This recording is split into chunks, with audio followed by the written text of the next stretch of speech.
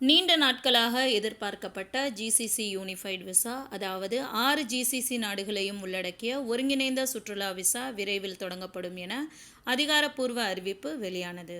2023இல் அங்கீகரிக்கப்பட்ட இந்த திட்டம் தற்போது ஜிசிசி கவுன்சிலின் ஒப்புதல் பெற்றுள்ளது.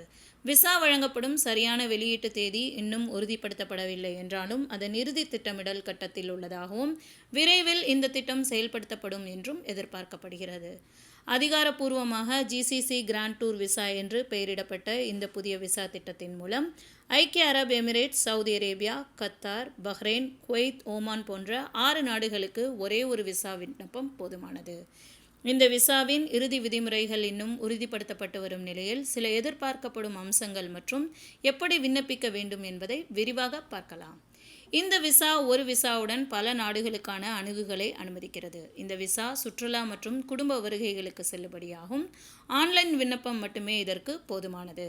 இதனுடைய வேலிடிட்டி 30 முதல் 90 நாட்கள் வரை கொடுக்கப்படும். ஒரு நாடு அல்லது 6 நாடுகளுக்கான அணுகுகளுக்கிடையே தேர்வு செய்து கொள்ளவும் முடியும்.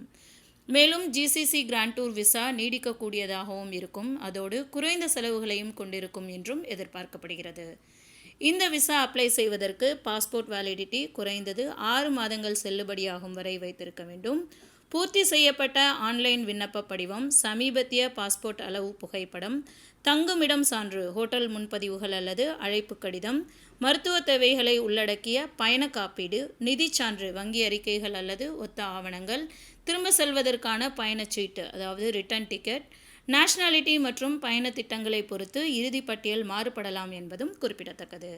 அதிகாரப்பூர்வ விசா வலைதளத்தில் விசா வகையை, அதாவது ஒரு நாடு அல்லது ஒருங்கிணைந்த பல நுழைவு என தேர்வு செய்து பின்னர் பயண விவரங்களை நிரப்பி ஆவணங்களை பதிவேற்றம் செய்து விசா கட்டணத்தை ஆன்லைனில் பாதுகாப்பான முறையில் செலுத்தி மின்னஞ்சலில் மின் விசாவை பெற்றுக்கொள்ள முடியும்.